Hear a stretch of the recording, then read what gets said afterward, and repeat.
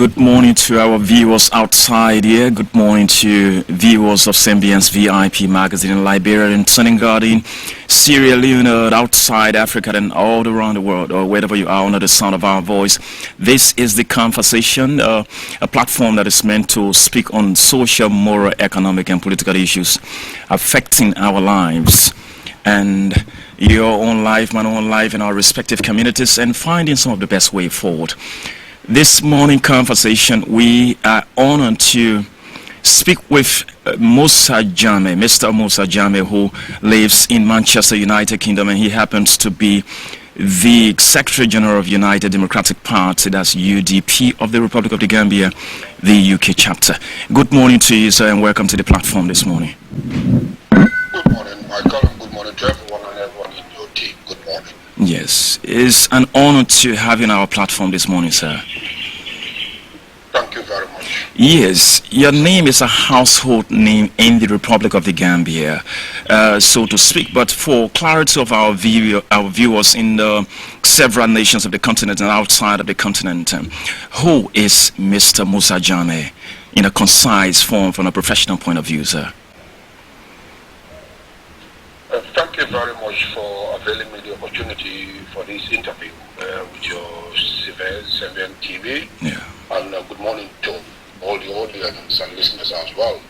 Thank you, sir. In a short preview, Musa is a guy from a local a town called Bakau, born and brought up in Bakau. Okay. And obviously, at one point, whilst I was in Bakau, I was a youth activist working with young people of our town and our community. And I was involved in a lot of activities within the Cardiff municipality.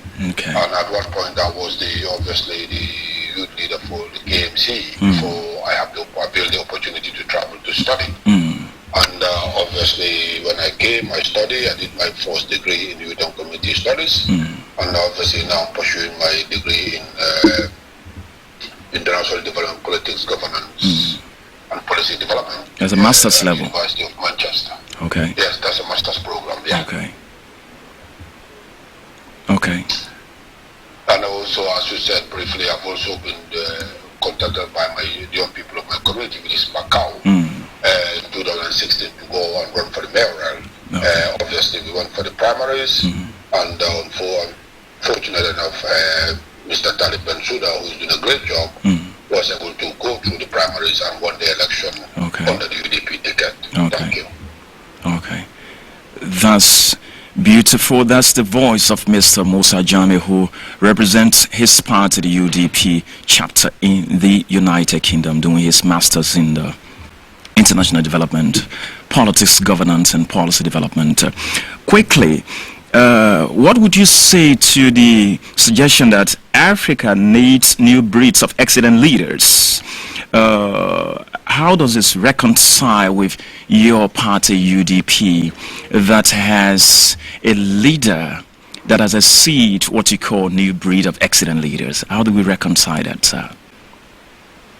Thank you very much for such a question. And obviously, I think, yes, it is important for the dimensions of Africans and the whole in general to look for, yes, breed of young leaders. But with the United Democratic Party, we have a leader who is very, very focused and who understands the core principles of humanity and understands the principles of democracy. And there is somebody who has a foresight, because obviously people like us have the opportunity to sit down with him and have discussions. And he's already somebody who has a vision, because for Gambia, for example, we've tried with young leaderships. And if you look at it, after the First Republic, which is with the leadership of Sadauda Karaba Jawara, he started very young and going to the position. Yes, we wouldn't say everything was great. And then when the changeover happened, we have a young priest who came, and a lot of us were excited, thinking that this is what we thought to be the right thing to happen for our country. I mean, unfortunately, it wasn't what we expected. And after that, we fought for the change that we fought for, and then we bring in a middle-aged one, bracket going to the older one. Unfortunately, we don't think it's even us what we need. Okay. So for me personally, I think bringing those small heads to circle the seat for Gambia, it is something that is really, really needed. I mean, again, as we said, other African countries will completely go into that changes, but I think things revolve around the continent and the needs of the people within a specific country. For Gambia, I don't think it is the time for the young brief to come and lead our nation. They can lead us in different departments, because obviously that's going to be important as we go on. Mr. Jammeh, if you say, I don't think it's a time for young people to lead our nation, that wouldn't be a beautiful song that should be heard in the ears of young people of the Gambia. Would you want to accept that, sir? No, when I say I don't say it's not time for them, they are leaders. They are leading in different aspects if you look at it. But what I'm talking about is the helm of the presidency. All the other, if you look at it present, the UDP is one of the best party who will encourage and empower the young people within the system. Because if you look at it at our last Congress, we've put in so many young people into our executives. In fact, they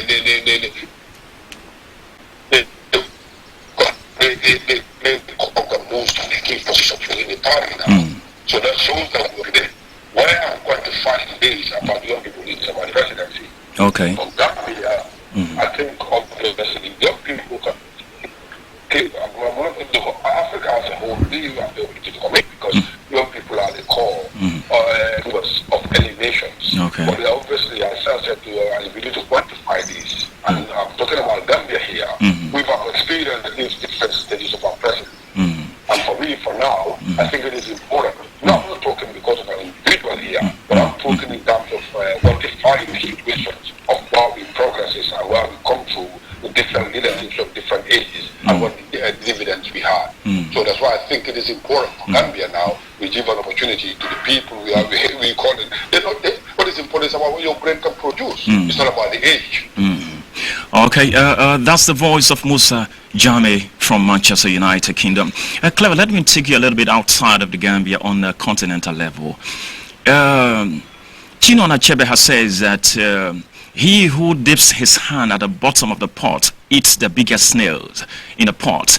When you look at our continent, most times before elections, you see politicians come with the most flowery expressions. Is it in Liberia, is it in Ghana or Sierra Leone or Madagascar or Mauritius or Cape Verde Island or almost out of the 54 nations? Politicians come with the nice flowery expressions to manipulate the voters. At the end of the day, once they will have assumed the mantle of authority to steer the affairs of their respective nations, they monopolize the process. My question is, what different is UDP bringing on the political mortgage market for the Republic of the Gambia for the electorates to be able to merit the consideration of the electorates? When I say consideration, I'm talking about their vote come 2021. That is if the election is conducted at that time. What different are you bringing on the table? Thank you very much for that question.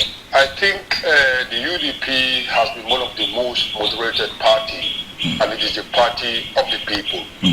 And obviously, the party of the people would not allow anyone or individuals, to manipulate, the allies and the electorates. And if you look at recently with the development of technology has obviously encompasses and widened people's horizons of thinking and perspectives and how they see things. And obviously the UDP is aware of this. And this is why you have a lot of young brains who are coming through to support and bring in policies, and the policies that are adopted at the last Congress, which we change every 2 years to be in line with the 21st century. So UDP obviously is out of this, and this is why we are going to focus on key component areas, which is obviously going to be the health sector.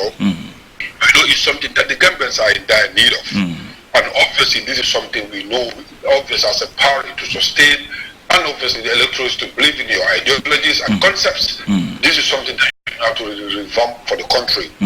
Governance and human rights. Obviously we all know our leader is a human rights lawyer. He believes in the principle of democracy. We will make sure that the UDP government, will make sure that policies that will be a tailor need for the country, not for individuals or sections or towns or village, but it's going to be for everyone, including us in the diaspora. Our economy, we all know how dire our economy is. We have strategists in that department who have come up with the best sound economic policy? Why are we going to deprive money and then obviously still get, instead of rely too much on foreign donors, which we will need probably is part of an international trade agreement, international agreements, but you will make sure that they bring in an economic policy that will yield dividend, in create employment opportunities, and then obviously the economy can thrive. Our education standard, we all know, the education standard of Gambia is not going up. If you look at it, we have the university that's actually equipped. If you look at the primary schools, you go to some primary schools, children are sitting on the floors. The structures, the payment of the teachers, the standard that are in education needs to improve so that it can meet the required standard, international standard for education. The social policy is something that is key as well. Okay. We need to bring in something that will obviously try, because we know Gambia is a very, very poor country. When you look at the average income of a household person in that country, it is at the bare bones. So the UDP are aware of all these things, and this is why the masses are following the party with the expectation that when the UDP come into place, they will be different from the First Republic, the Second Republic, and the Third Republic, and we will make sure that we build a system that will allow for the 21st century everything will be transparent to the public. Because as I said, this is a party that is controlled by the elites who believes in the concept, and we will make sure that UDP will not let those people down. Obviously, if we do and we don't deliver, we know what is going to happen, because the people are very, very aware of their democratic rights. Let me go personally a little bit to you. You tested the political swimming pool with one leg, and you got drowned. I don't want to say badly. You got drowned by a candidate from your doing a primary, who is, you say, is doing a very good work. That's Tade Bensouda of KMC. That can be traced to like a young man who wanted to have a lady's hand in marriage, but he lacked the romantic expertise to have lured her into marriage. So she was being bought over or lured by another man who she thought had the right expertise to have lured her into marriage. You still have an interest because you feel that you are the best person to get her husbanded. If you were given a second shot at the electoral level to contest, what do you think that you didn't have right that you wish to get correct so that you can win the heart, body and souls of your party member to be able to give the authority to set the affairs of one of the constituency, let us say the KMC? Thank you very much for that question. I mean, obviously, as you said, Talib is a very young, promising leader, and as I said, Talib, some of the policies he's trying to implement in KMC were part of my policy plan as well. And obviously, I think he's trying to put everything in the right perspective. And again, he's somebody who communicates with most of us, making sure that, we empower the people of KMC, because obviously with Talib's ideology, which I supported, we are not in the era of politics now. He's not a politician as such, but he's an implementer and somebody who works and have a vision, and because of that, I don't think I'm going to put myself up, while he's doing a great job for any political positions within the Carnegie municipality. That's a clever one. That's a clever one you cannot get from too many politicians. Quickly, let me take it outside of the continent to the first president of Tanzania, Mwalimu Julius Kambarage Nyerere. He was one of the architects of African liberation, should I say, democracy from the Western powers. And in one short statement to the people of Tanzania at the time, he spoke to them, Jumbo Abari Yako, he says, Kun futa nyayo zangu, kun futa nyayo zangu, kun futa nyayo zangu. That's greetings to you all, Tanzanian people. Follow my footsteps, follow my footsteps, follow my footsteps. And when he said follow my footsteps, he was talking about follow my footsteps in terms of economic growth. Follow my footsteps in terms of the Tanzanianization policy, a policy that is irrespective of no particular Tanzanian, but irrespective of all Tanzanians. The policy that talks about the Africanization policy of UNISM. Do you think we have an African leader currently amongst the 54 nations that has the right to re-quote Mwalimu Julius Kambarage Nyerere and say, Kung futa nyayo zangu, follow my footsteps? Do you think we'll have a leader that has the moral ground to re-quote Mwalimu Julius Kambarage Nyerere, sir? The thing is, unfortunately, we can say yes, we can say no, because obviously it depends on the context of that particular continent or a particular country. Because as I said, all leaders have their different qualities, and it is the electorates who have those, obviously, the ambitions to look at these leaders now. As I said, you should see what has just happened recently in Gambia. 22 years ago, it's not that people will not have the guts to do it, but people have been questioning the administration that was there. And remember, technology has come in. It's not about those leaders who those days will go out and speak, and then things will not come in the forefront. But today's world, whatever you do, even within your office, is never a secret anymore. So obviously, footsteps obviously has to be in line with somebody who has a vision and has delivered to his people, and he has built the cornerstones of all the policies that the people are interested in. I mean, remember, if I lead or a government, is what people are interested in.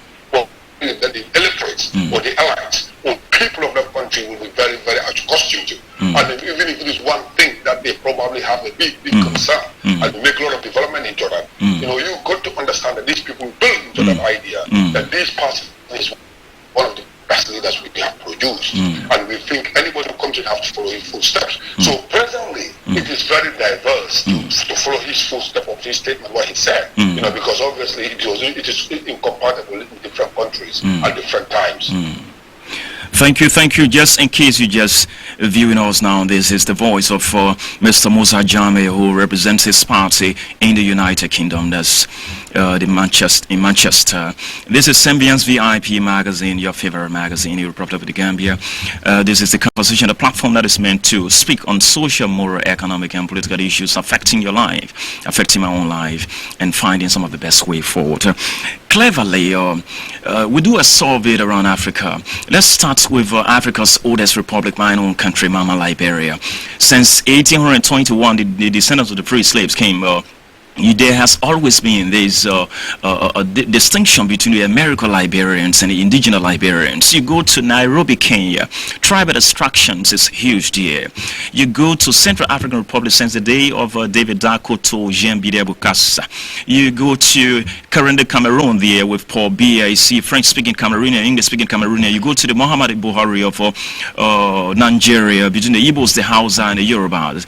You come here in the Gambia. It is not strange here. Usually tribalism is like planting a poisonous seed for potential disaster. Let us see your would-be administration. What mechanism do you have to put in place as an expert of policy advocacy? What mechanism do you have to put in place to make sure that Gambians ameliorate such unwholesome functioning in society? Thank you very much. This is a very, very important question for Gambia and all the countries you mentioned. Tribalism is a no-go area for UDP, and we will never ever obviously tolerate that, and we will never encourage that into the system. It is unfortunate, our country is being manipulated with the tribal card that people have been playing all the time. But the UDP has always have a policy in place, to make sure that tribalism will not be tolerated at any levels, from our local communities, from our grassroots level, up to the highest level. This is why, if you look at the structure of our party, it is very diverse. We do not look at somebody's show name and elect you into our positions. What we look at is the individual with the capability of delivering to the Gambians. So obviously tribalism is a major concern, and it's a big issue recently in our country. And we will make sure when the UDP government comes in place, we will put a policy together that will disseminate it completely and throw that tribal card out. And obviously we will come out with a very, very policy statement, that will make sure that anybody who's a victim of tribal card, you will have a way to obviously pursue it in the right direction. It is unfortunate, and it is a building up in our country where we have a lot of pressing issues, in our country that needs to help with. And then these are old traditional beliefs that have been there for quite a while, and unfortunately our leaders didn't help with the situation to try to calm this down. And obviously what we need to do as Gambians, as Africans, we have to understand that humanity is what is important. As a human being, your being and survival is more important than which tribe you come from, which state you come from, which area you come from. So it is important, for Gambians to understand that we are all one family, and we are all from one creator, and tribes is only a language, for you to be able to communicate among in your corners and in your areas. But what matters is what is inside you as a human being. That's all what matters, and we have to understand this. Politics is important. It will come and go. Leaders will come and go. But we will always remain, and our children, our grandchildren, our great-grandchildren will always remain as human beings. So this is why the UDP will have a strong policy on that, because already if you look at it, we are practicing it. Because our leadership structure, it is not based on tribal card. And it is what is happening, for people most of the time trying to associate UDP on a tribal card level. It is not the case. We are a party of Gambians. Just a point of injection there. What do you say about the speculation that the UDP is a Mandinkalized party? It is unfortunate that people who are thinking in that direction, do not think outside of the box. The UDP belongs to no ethnical group. The UDP belongs to Gambians, and it is the Gambians who elected those leaders to lead the party. And then obviously, if you quantify it and look in the structure of the UDP executive, and you go to upper divisional levels, every division you go to has a mixture of every tribe within their executive and in their group. What is happening, is unfortunate that the people, the way they look at UDP is because where it has built its own principal core. They have to remember when this party was built, when it was formed, it wasn't formed by the Mandinkas alone. It was formed by a cohort of different tribes, and then those are the people who pushed the party until where we are today. So that's just a notion. Obviously they quantify that to an individual. Sometimes that's how we interpret it. But if you look at that individual, he's the most very sensible person who doesn't tolerate tribalism in his system or around his area or within his party. Because he has spread his arms, in as much as making sure that tribalism doesn't affect the party and the country. And obviously the country is his first priority. He sees the country first before he even think of United Democratic Party. Mr. Jammeh, let me ask you a very funny and tricky question here. Looking at the previous leadership of Yahya Jammeh and currently Adam Mbari, who has stayed, let us say, almost 3 years, if not 3 years.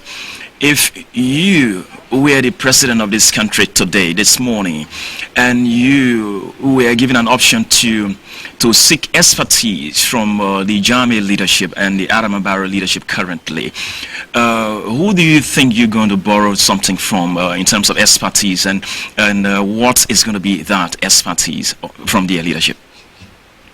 Unfortunately, from Adam Barrow's leadership from Yahya Jammeh's leadership to Adam Barrow's leadership, I'll borrow absolutely nobody. Okay. Because none of those departments have been functioning for the past 52 years, for the past 24 years, 23 years. What is important, if you look at the Gambia, no ministerial department is delivering what the expectations of Gambians. And if you go to the institutions, but not to cut you, prior to Jammeh, you had just the Armitage Senior Secondary School, and afterwards you had almost 69 Senior Secondary School, and you had the 1999 UTG. You have different tertiary institutions. You have competitions for institutions in the country under the Yahya Jammeh government at the time. It also has its own plus too. So when you say they have not been functional, then how do you reconcile that? No, I would disagree with that. Because what you are saying, when the improvement of those standards stops, immediately we have a change of government. Because what happened is when they come in, the policies that should drive the country forward, most of the time tend to be forgotten. Because what is important is for them to consolidate themselves into powers. I was there when it was Jawara's time. Obviously, we had a very good educational standard. When I was in primary school, I was able to write a decent letter that somebody can read. So obviously, if you look at it today, it is completely different. And then obviously, obviously, as we said, the competition stops when Jammeh came into power. Because obviously, when he came into power, it was a monopoly system. System were controlled by an individual. Anybody who is in anywhere, even if you are in the last corner of Gambia, you wanted to do something under the government, under the government name, you have to pass it through an individual to okay that decision or not, which obviously derailed a country to go forward. So we obviously, I will not say, few things have happened. Let's see if there is some infrastructural development, which is great. We have some good road networks at the moment. Yes, it should be more than what we have presently. Obviously, that's something we have to see a plus sign there. Because it is important. That is what the road networks brings in development. But other than that, which other section institutions you're going to tell me, you have been in Gambia, you've done your research, is moving to the way that Gambia feels is in the right direction? Absolutely zero.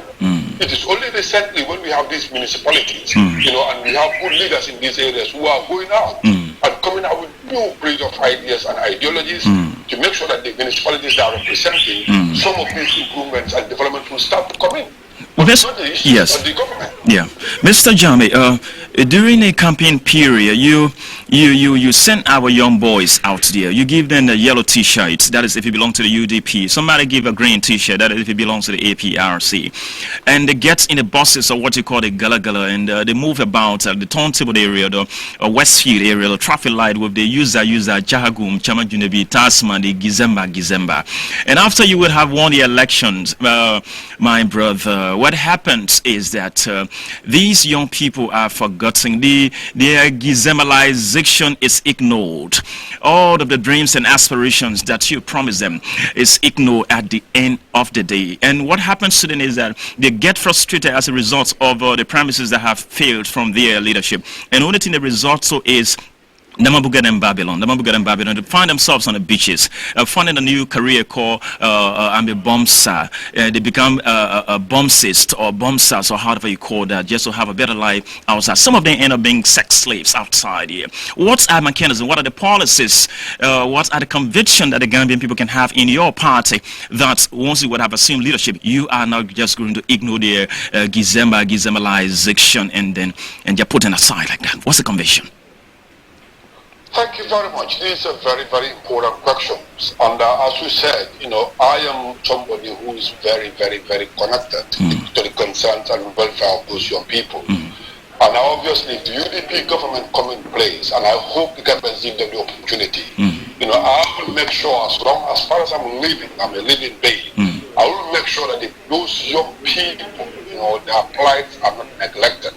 I will make sure that we have a ministry that is strong enough, to make sure that somebody who understands, the situations of those young people, making sure that the hope and the aspirations they have for the leadership of the Democratic Party are met. And even if they are not, I will personally make sure that it's going to be a personal crusade for me as a Gambian, as a concerned citizen, to make sure that we support these young people with the necessary tools, skills, educational standard, something that they can grab and get hold of, and develop their horizons, to make sure that they wanted to stay in their own country and be involved in things that will change their lives. And I think UDP will have a policy that will obviously follow suit the needs of these young people, because we value them.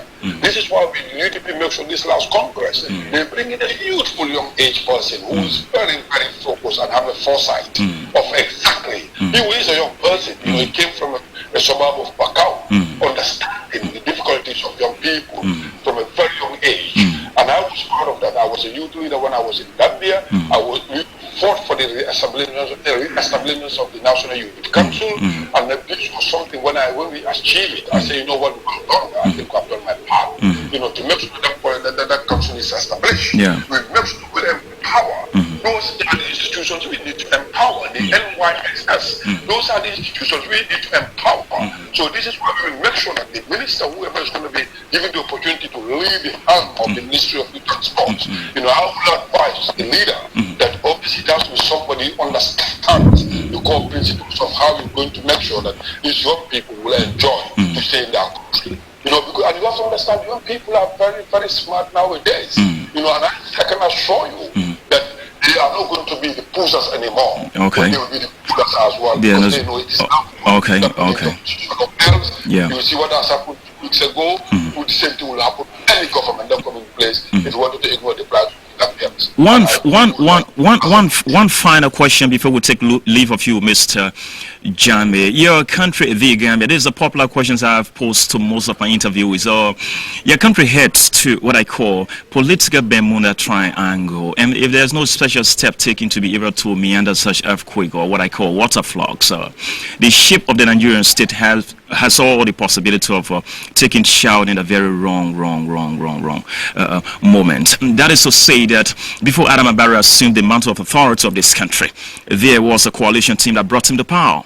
And one of the main clauses that bind that coalition team was that any man or woman who assumes the seat of the presidency serves as a transitional leader for 3 good years, after which he steps down and spearhead an elections without participating in that election. Now, Adama Barrow took office under the mandate of the Constitution. We now have a context of a political morality, and that of the Constitution. Adama Barrow wants to be under the blessing of the 5 years. And the masses, and also a special group calling themselves a 3-year Jotna, say that, no, you need to respect your promise. And some of the coalition members are saying that, okay, you also have to respect your promise because this is what you said from the beginning. This is one of the lines that protected us as a team. Which of these key propositions do you think deserves higher attention and must be honored, sir? Thank you very much for that question.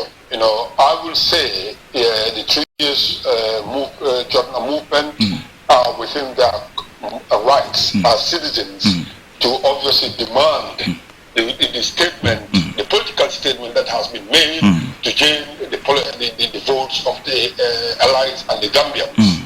We all understand that's the constitution, but already, if you look, Adam Barrow is representing absolutely no one, because he is a coalition leader. The coalition has disintegrated.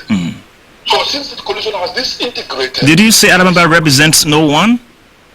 No, he represents he has no party or... Okay, if you say no one, I'm going to tell you, the Gambian people voted for him, Mr. Jammeh. He represented the Gambian people. No. When I say no one, he said, if you ask him today, he said he is a coalition leader. That's his statement. He cannot say, I'm a leader of a particular party. So when he said he's a coalition leader, as I said to you, we vote, the coalition obviously went out to Gambians to speak to them, to give them the mandate for a period of 3 years, even though they don't have a constitution. And what I'm saying is that coalition is already has disintegrated. They are not together anymore. So if they are not together anymore, who is Adam Barrow represent? Yes, it's a government president. So that's why I said he has to understand that this is a promise he made to Gambians. I've advised Adam Barrow and his people about 6-7 months ago that let him go back to the National Assembly, who we are voted in, and ask for their mandate that I have a program and things that I wanted to implement for the 5 years period when these 3 years struggle started. As a concerned Gambian, I've raised this voice every platform I've been to, telling Adam Barrow, go to the National Assembly and seek for their mandate, because we vote them as well. And when we vote them, they didn't go to one campaign for 3 years. They went and campaign to government for 5 years. So go back to them and tell them, as a coalition, we have the programs that we've started. And I'm asking your mandate that you extend it under the Constitution and let them enact it. Then I can tell you that no governments have a right to go out and demand what we are demanding. But even as it stands, Mr. Jammeh, there is the Constitution remains the supreme law of the state. So all the laws remain auxiliary laws. So he hasn't undermined the credibility of the Constitution. So do you think that we should just compromise it and let him be for the 5 years, sir? No, the trouble is, as I said, if he has spoken to Gambia, you know what is important. As a leader, you don't ignore the plight of your people. Very correct, yeah. And communication is very, very key. It's a fundamental thing. Fully true. Gambians are very sympathetic when people speak and you speak the truth. So what is important? Adam Barrow should not ignore Gambian until it is too little, too late. And people are saying, you know what, this is our votes that put you in office. We came out to speak to you. We asked you, this is what you told us when you went out to speak. You are basing it on a constitutional mandate. Come out and address the nation. Or go to the National Assembly and ask for those mandates. That will make them more, that will legitimize the request, because this is what we told the electorates. And this is what the electorates. If I should use knowledge by deduction, that is partly what you call dialogue, not so? Exactly, dialogue is key. Okay. And Gambians will respect dialogue. So meaning you're not saying that he steps down or he remains for 5 years, but let him meet the people that have a dialogue. No, because of his concept and attitude towards Gambian, I'm asking him to step down. Okay. I'm afraid, Mr. Jammeh, this all we've got time for. Your final words to the Gambian people in very few seconds. I'm saying, anyway, thank you for availing me the opportunity for this interview. And obviously, I'm appealing to every Gambian for us to maintain respect, and obviously the rule of law is something that we all have to maintain. And obviously, let's make sure that we protect and guide and safeguard our country to make sure that what we want in our country is achieved. And obviously, let's all try to strive, to work hard to make sure that, what we want for our country is delivered and delivered on time. And obviously, I will ask and urge the present administration to come out and speak to Gambians before it's going to be too little, too late, because none of us want any problem in our country. Thank you, Mr. Jammeh. We are so honored and very, very honored to host you this morning on the conversation. It's been a nice experience. We hope to get you some other time. To the Gambian people, we say, Jerejef, this is your program, the conversation that comes out with on Sembians VIP magazine, Sembians VIP TV. It has been Tony Mikan, your host, should I say, a presenter. Thank you very much. If you like, follow us. Bye-bye.